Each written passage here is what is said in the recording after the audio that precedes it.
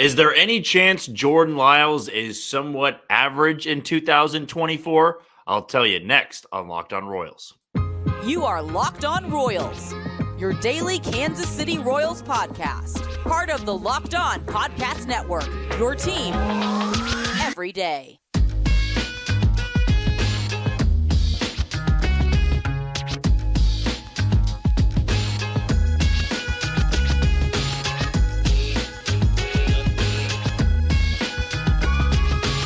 You are tuned into another edition of Locked On Royals on the Locked On Podcast Network. As always, I'm your host, Jack Johnson. You can follow me on Twitter or X at JohnnyJ_15. That's at JOHNYJ_15. You also can find us on wherever you get your podcast. That can be Spotify, Apple Podcast, Amazon Music, Google Podcast, Odyssey. We're also on YouTube. Our goal is to get to 1,200 by opening day, which is just under a month away now at Kauffman Stadium. So be sure to keep subscribing. Send it to somebody who hasn't subscribed, and we'll continue to grow that number throughout the coming weeks. If you're a first-time listener, of course, welcome in. We love new listeners here on the Locked On Podcast Network. If you want to know a little bit more about me, I work here in Kansas City, based in Kansas City at Sports Radio 810 WHB. Got a show once a week over there. And Monday through Friday, I got a show on ESPN Kansas City. So if you ever want to catch me over there on things that may not always pertain to Major League Baseball, very easy to find me on those platforms. But when you click on this link, you know that you are getting 30 straight minutes of Royals baseball. Today's show is brought to you by Gametime. I just brought up opening day. I brought up some concerts that are going to be coming to Kansas City or wherever you may be listening. Just check it out over on Gametime. They've got the best deals. They make it very easy on you. And we've got a code that can save you some money for your first purchase when buying some tickets. Now, I strongly suggest opening day would be the perfect time to use that code. But, hey, I'm not going to force you to go. It's whatever really interests you. If you like comedy shows, concerts, theater stuff, it doesn't really matter. Gametime can have you covered in a lot of different ways. Again, questions and comments can always be directed to my Twitter at JohnnyJ_15, or you can leave them on the YouTube channel or below this video, of course, on the Locked On Podcast Network. To kick off today's show, I actually think this is going to be a pretty fun segment to go over, which if you would have told me this a couple months ago, you couldn't have forced me to put a segment about this player in there. And it involves Jordan Lyles. Now, Jordan Lyles, got his first start of the spring today. It was against Chicago White Sox, and like Brady Singer before him, like Michael Walker, like Seth Lugo, like Cole Reagans, no harm, no foul. I mean, really some sharp stuff. He had 3 strikeouts, walked 1, gave up 1 hit, but 2 scoreless innings. And you look over the course of these 5 starters, I think the stat was they've completed 9 total innings, the starting 5 for that rotation, 14 strikeouts, only 2 walks.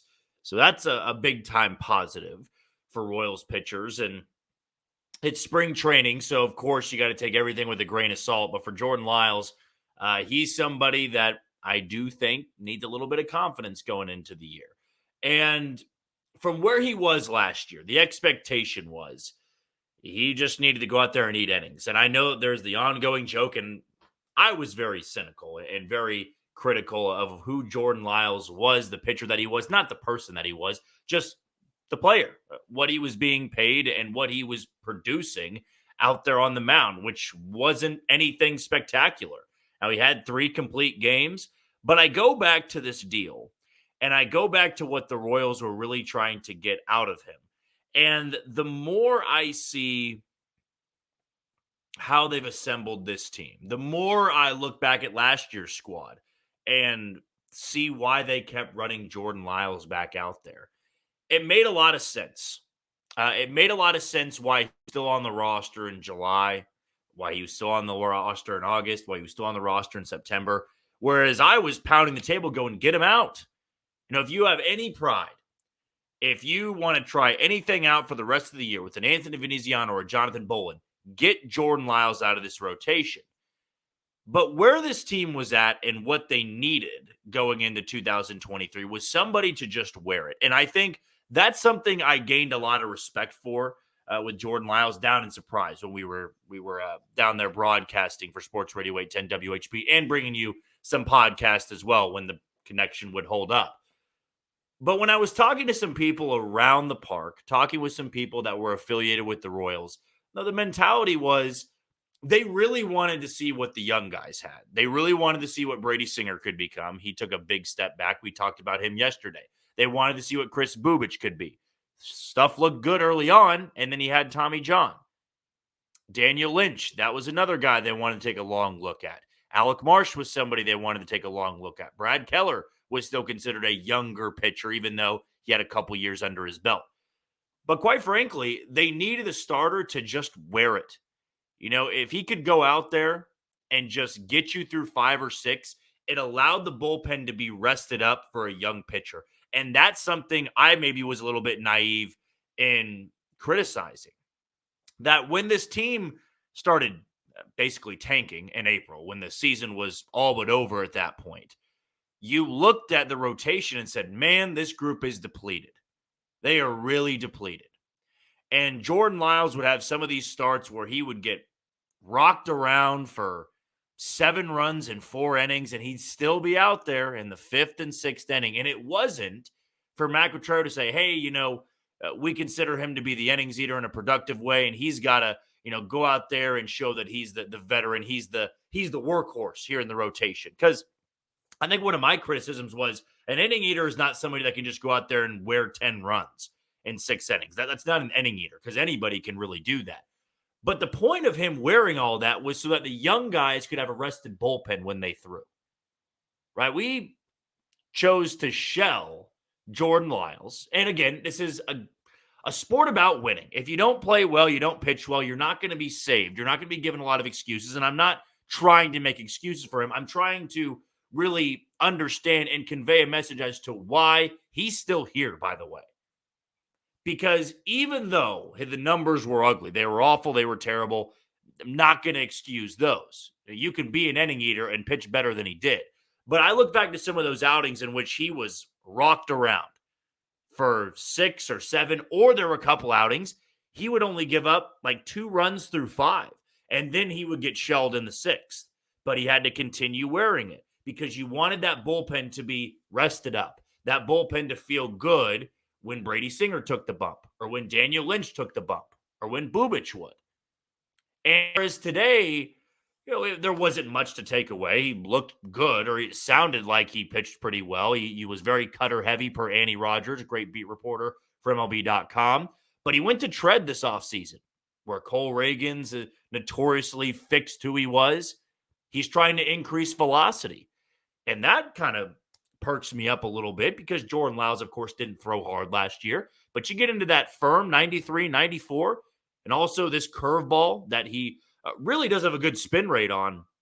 That curveball is something he's really tried to work on.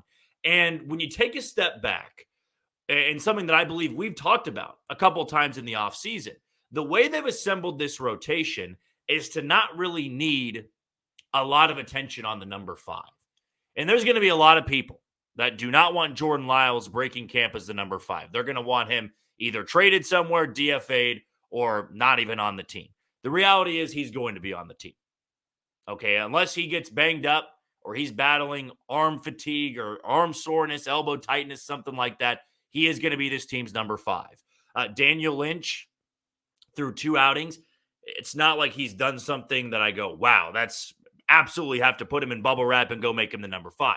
Jordan Lyles will be the guy from the get-go. If it doesn't work out well, then they can turn to somebody else. But right now, I think they are banking on him coming back and being a better version of himself, a version that's closer to the Baltimore Orioles Jordan Lyles and the 2023 Jordan Lyles, which is a starter with an ERA in the 4.5 to 4.8 range.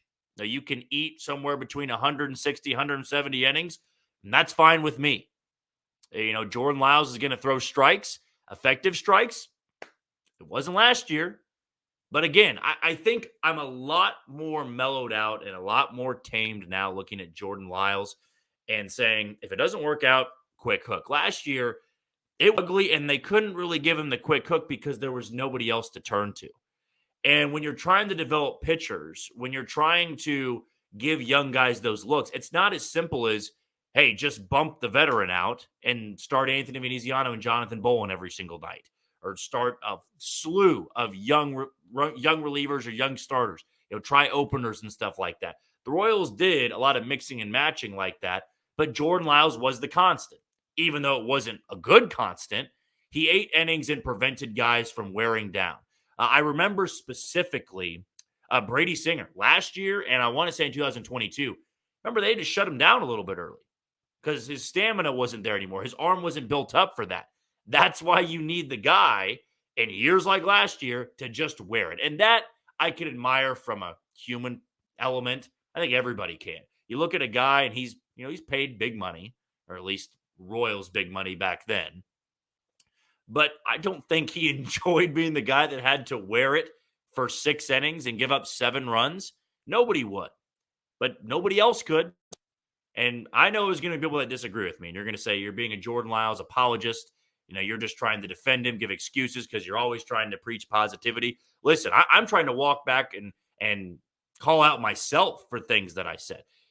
If they would have moved Jordan Lyles out of the rotation last year and started Anthony Venezione or Jonathan Bolin, would they have been much better? No. And in fact, that a lot of those guys would have had those 2-inning outings, those 3-inning outings where they can't go deep in the game.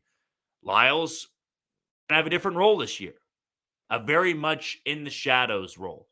Being number 5, I'm curious if the velocity comes back a little bit. Tread and wonders for Cole Reagans. I'm not saying we're going to see a jump like that, but would love to see a velocity uptick, that cutter being used more like it was today, that curveball to be more of that put-away pitch.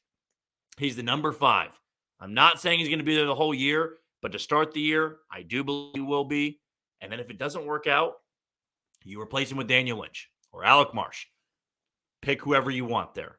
It's not really that dire to me, but interesting that at least he was working out at Tread Athletics, and Andy Rogers was the one to report that after his outing today. And a 6-1 loss to the Chicago White Sox earlier today. They fall to 5-3, the Royals, that is, on their spring training slate. Tomorrow, Royals and Athletics, and Cole Reagans will take the bump once again, though that game will not be televised, so won't be able to see what should be a very filthy outing for Cole Reagans. Okay, we're going to take our first break of the show. When we come back, let's give a quick update on where Renfroe is. Should we be concerned at this point, or should we expect him sometime this weekend? We'll tell you next on Locked On Royals. You are tuned into Locked On Royals on the Locked On Podcast Network. I'm your host, Jack Johnson. Be sure to give me a follow on Twitter or X at JohnnyJ_15. That's at JOHNYJ_15. Before we go any further, want to give a shout out to our title sponsor today in Gametime.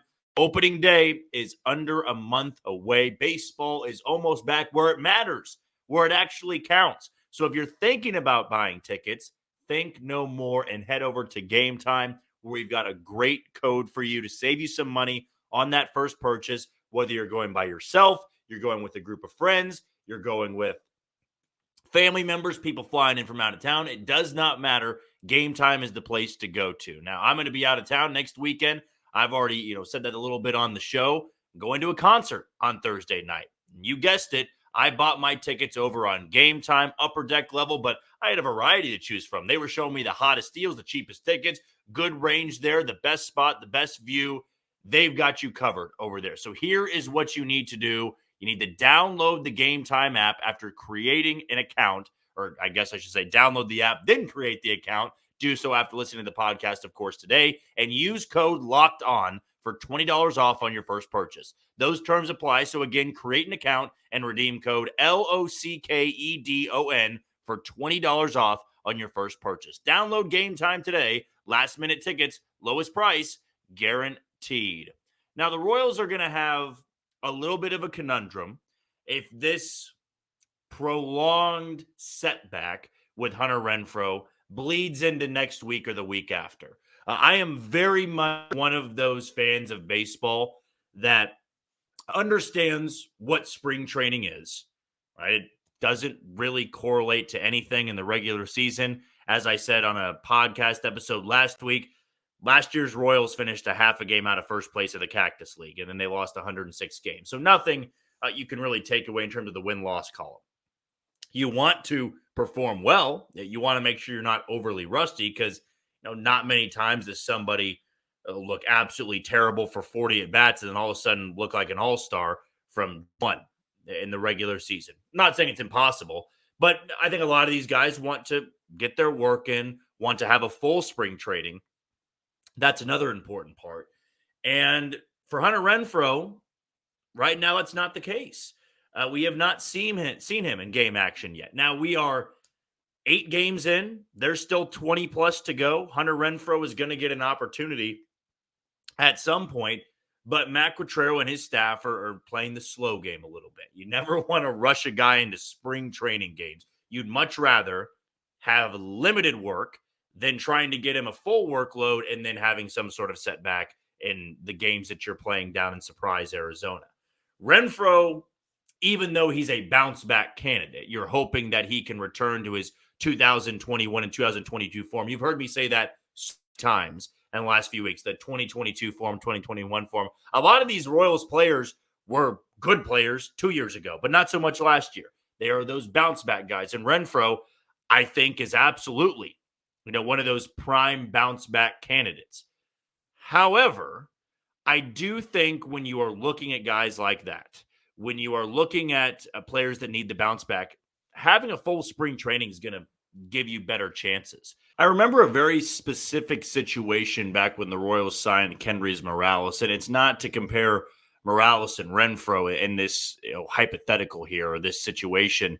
It was more so of why the Royals signed Kendrys Morales and why they believed he was going to be able to bounce back. And back in 2014, before he came to the Royals, he didn't have a spring training. He was signed midseason by, I think, Minnesota, didn't play well at all, and then never really caught on anywhere else. And so the Royals give him this 2-year deal, and a lot of people are going, that doesn't make too much sense. Look at his numbers last year. Doesn't seem like he's very healthy. He's a full-time DH. He can't really play the field, so why go after Kendrys Morales? And I remember the Royals front office, and I believe it was Dayton Moore, thought that with a full spring training, he can be that bounce back guy. He can return to what he was, and we saw just how special Kendrys Morales was in Kansas City. For Renfroe, I'd imagine there's a similar belief to the fact that, okay, you have somebody that struggled last year, found a couple of places that he tried to catch on to. He was with the Angels. He was much better when he was in Boston. He was better when he was in San Diego. He still has immense power. He can play the field. He's got a cannon for an arm. I think he's athletic. But the worry can set in if this setback that he has, this soreness that he's been dealing with, I want to say it's back soreness. You have this situation now where he gets his spring training cut in half. Now, like I said, you have to approach it in a way of this guy needs to be 100% healthy before you play him. And the Royals have had some guys that have been dealing with soreness, some tightness, having setbacks, and you don't want that to be a reoccurring theme. You want these guys to be 100%, and I'm sure that Matt Quatrero is going to play this slow, and I'd imagine we'll see Hunter Renfroe at some point this weekend. As for guys like Carlos Hernandez, probably not. I think he's a guy that will have his spring training cut in half, if not cut completely, just because you need to make sure that stuff responds well. But for Renfroe, that does become a concern if this bleeds into next week and it bleeds into next weekend. Because then it goes into, it's March 9th. It's March 10th next weekend. And you got 3 weeks, basically, under 3 weeks at that point, to get as many runs as you can, to shake off all that rust, to make sure that whatever you've been dealing with is not going to be an issue in the regular season. And the Royals do have guys that can start in right field. And it's not like Renfroe holds this power in the lineup like a Bobby Witt Jr. does, or a Vinny Pasquantino, or Michael Garcia, or Salvador Perez. No, I think he's very comparable to MJ Melendez in the sense of, stuff is going to need to go well for him to be a consistent contributor in this lineup. Like, he is going to have to bounce back, whereas some of these other guys, they're going to be a stable piece in the lineup. For Melendez, for Isbel, for Renfroe, the 3 outfielders, you look at it and go, okay, you need to find a spot. You need to find a slot in the lineup that feels comfortable and you can settle into, and it starts working. With these other guys, plug and play. They're going to be able to perform at a high level. For Renfroe, though, he was one of those guys that I really did wish he had a spring training. Now, we're only 8 games in. It's not like he's missed 15 or 20, but lingering issues can happen in baseball. We're all very, very familiar with that type of talk. Back tightness or shoulder soreness or knee problems or a quad or a hip or an oblique injury or some sort of strain, they can linger because you're using a lot of those muscles every single day. And for Renfroe, of course, by far and away, the most important thing here is that he stays healthy, that he's 100% when he's ready to go. And, I really do hope that tomorrow, Saturday, Sunday, we get to see him in the lineup because I do think having this lineup at full strength, having this lineup come out on the other side of spring training without any hiccups, without any issues, that's going to be very important and going a long way in building off this momentum. Having, one bullpen guy not make the opening day roster due to a setback or due to an injury like Carlos Hernandez, you can live with that. If you start missing pieces to your lineup that you went out and acquired or guys that you are really bang on, really counting on, that's when some of the wind can be taken out of your sails. That's when it gets to a level of, man, we just can't have nice things. And of course, our guys get banged up and injured. Renfroe, they picked him to be that middle of the lineup, but first and foremost, you got to stay healthy in spring training. And so far, still dealing with a little bit of that soreness. Okay, before we move on to our final segment, I want to give a shout out to Locked On Sports Today. It's here for you 24/7, covering the top sports stories of the day with the local experts of Locked On, plus our national shows covering every league. Find Locked On Sports Today now, available on the free Fire TV channels app. When we return, no problems whatsoever for the starting five in the pitching rotation. No runs allowed, lots of strikeouts, few walks. Is there anything that we can take from that first round and take it into the regular season? I'll tell you next on Locked On Royals. You are tuned into Locked On Royals on the Locked On Podcast Network. I'm your host, Jack Johnson. Be sure to give me a follow on Twitter or X at JohnnyJ_15. That's at JOHNYJ_15. Before we go any further, want to give a shout out to the other sponsor today in FanDuel. Get buckets with your first bet on FanDuel, America's #1 sportsbook. Because right now, new customers get $150 in bonus bets with any winning $5 bet. That's $150 if your bet wins. Bet on all your favorite NBA players and teams with quick bets, live same-game parlays, exclusive props, and more. Just visit FanDuel.com/lockedon and shoot your shot. FanDuel, the official sportsbook partner of the NBA. And we are, looks like, under 6 hours now from March 1st, so March Madness is right around the corner. We're going to have the NFL draft in April, and of course, Major League Baseball is right around the corner where I can start giving you some betting advice there. If you're in some sort of stuff like that, I've told you many times before, those prop bets, those parlay hubs that FanDuel has cooked up for you, those are some really good ways to win some money. That's my favorite thing to do when going over to FanDuel, but we've got you covered there. I mean, that's a great deal for some new customers and getting $150 in bonus bets with just a winning $5 bet. A lot of money with no real risk involved there. So head over to FanDuel, create your account, and start winning some money today. Well, the Royals have made it through their starting rotation one time through. Daniel Lynch has made 2 starts, and Alec Marsh has made the other in their first 8 games. But you saw Cole Reagans, you saw Walker, you saw Lugo, you saw Singer, and you've seen Lyles. None of them allowed a run. And from the reports coming out of Surprise, the stuffs look good. And as I'm going to continue to repeat, and I'm going to sound like a broken record, most important thing for starting pitchers, veterans, rookies, what have you, stuff, velocity, it's important. It's important over the numbers here. Now, some guys have been roughed up a little bit. I believe I was asked on YouTube the other day about Chris Stratton. His first outing of the spring, he gave up 4 runs. He got tagged. And, I was asked, is that concerning? Not at all. Not in the slightest. Johan Duran, Minnesota Twins, throws, 100-mile-an-hour splitter and 103-mile-an-hour sinker, just unhittable stuff. He gave up 3 to 4 runs in his first outing. It happens, right? You're working on stuff. Guys aren't going, full go. They're not throwing max velocity. They're not really trying to air it out. They're working on stuff. They're working on new pitches. They're trying to locate well. And, you're going to have those hit and misses. Like the second time through, one of those 5 is bound to have a bad outing. One of them is absolutely going to struggle a little bit. That's just the way it goes in spring training. You hope it's not somebody like a Cole Reagans. You hope it's not a Lugo or a Waka. it probably is going to be a Brady Singer or Jordan Lyles. But hey, it's not a bad thing whatsoever. But the question becomes, with those starting five, the rotation of what you got right now, can you take any of this and go into the regular season? Like, is there anything you can look at and go, that's going to translate well? I talked about this early this week and last week, really when spring training got kicked off. And I said, everybody does this. Every fan of baseball does it, where the good spring training stuff, you're like, that matters. That's important. That should open eyes. And the bad stuff, you're like, don't pay attention to it. It doesn't matter. It's not going to mean anything in the regular season. We always jump back and forth. And where I have tried this first go around for me, doing this podcast and spring training, I'm like, I'm not even concerned about the numbers. I'm really not. But what I have been impressed with is that all five of them, whether they are Cole Reagans, who's throwing 101 with the induced vertical break of 20 inches, I believe it was, or you're the Michael Walker, who's had one inning, got 3 outs, but struck out, Manny Machado and Fernando Tatis. Seth Lugo, there's 2 clean innings. Brady Singer, 2 clean innings. Lyles, 2 clean innings. Strikeouts all around.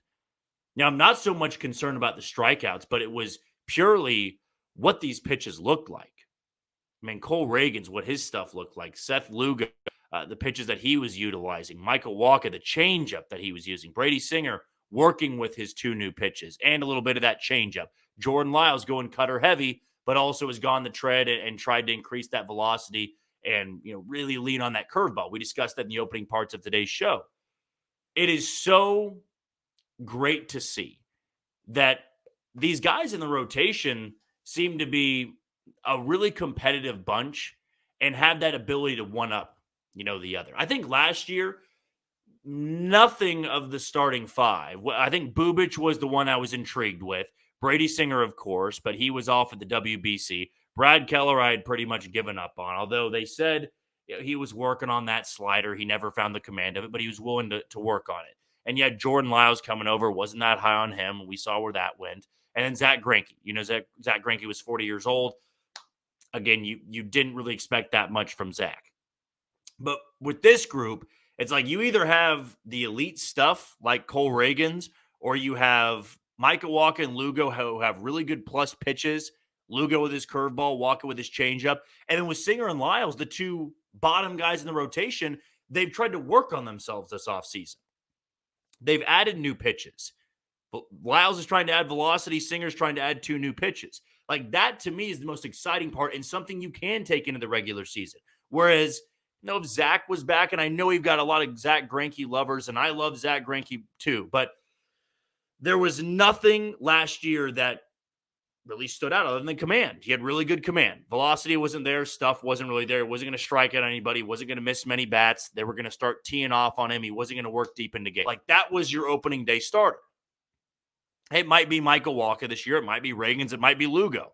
But all 3 of those guys have a plus pitch, has something to go off of. And the guys that really don't right now are working on getting that plus pitch. So all 5 of them in this development of we're going to try to, build off the guy in front of us. That's what I'm gathering a little bit right now. I think mentally for those guys that are going out there and starting, they know it's spring training. They know the stakes aren't at the highest. But you see Cole Reagans go out there and you go, wow, that's really impressive. And Seth Lugo gets to follow it up with, this is my first chance to showcase what I got. It's spring training. It's still baseball against another team. I can showcase my stuff at least. Show that I'm not going to go out there and be shelled for 6 runs. Then Michael Walker takes the ball. He's like, I only need 1 inning. And I'm going to be facing the starters in San Diego. This is my former team. And then Brady Singer takes the ball, and he's not afraid to work on some of those new pitches. He's not afraid to stick his neck out there. And even if it cost him, he was working on it. And Lyles, he's the last line of the fence. And it's like, I remember playing basketball so much growing up and played in high school. And we did this drill where it was like kind of a full court, couldn't dribble. It was a weave type of thing, not just a 3-man weave. It was more complex than that. It was like 5 people, and you had to finish the layup every single time. And everybody had to get up and down until everybody finished the layup. And the last guy had the most pressure. It was like everybody else has made it, and now I got to make it. And so with this rotation, it was like everybody else is just easily laying it in there. And the next guy's like, well, now I got to do it. I got to lay this in. It should be easy, but pressure can be on me. And they get through all 5 of their starts and no issues, no problems with it whatsoever. And that's what I like to see. I wouldn't have cared if a run was given up or 2 runs were given up or somebody had a bad outing. That happens in spring training. But I kind of like this battle a little bit of, I'm going to try to one-up the guy that went before me. And now Cole Reagans takes the ball tomorrow. You hope for more of the same of what you saw in his start on Sunday against the Angels. He's facing the Oakland Athletics, so feel bad for the AA hitters and the AAA guys. They're going to have to face him tomorrow, at least for the first 2 innings he throws, or maybe they stretch him out into 3. Then after that, it'll be Lugo, then Walker, then Singer, then Lyles. They'll probably mix and match in a couple split squads with Marsh and Lynch again, maybe Bowen or Veneziano. But it's fun stuff. I think there is at least a tiny bit of something you can take in the regular season. Not so much the strikeout numbers and the lack of walks. That's all going to really be shown in the regular season. But the one-up mentality, I love it so far. They get through the first 5 starts in the rotation, no runs allowed, 14 strikeouts, only 2 walks. Good stuff from the Royals starters. Okay, that's going to do it for another edition of Locked On Royals on the Locked On Podcast Network. I've been your host, Jack Johnson. Be sure to give me that follow on Twitter at JohnnyJ_15 and catch us on wherever you get your podcasts, Spotify, Apple Podcast, Amazon Music, Google Podcast, Odyssey, and we're on YouTube. Just be sure to hit that follow button and subscribe. Before we say goodbye, one last shout out to Locked On Sports Today. It's here for you 24/7, covering the top sports stories of the day with the local experts of Locked On, plus our national shows covering every league. Find Locked On Sports Today now, available on the free Fire TV Channels app. Tomorrow, we're going to have another Mailbag Friday edition, so I'll be answering all the questions you send my way on Twitter or on YouTube. But until then, you take it easy, Kansas City.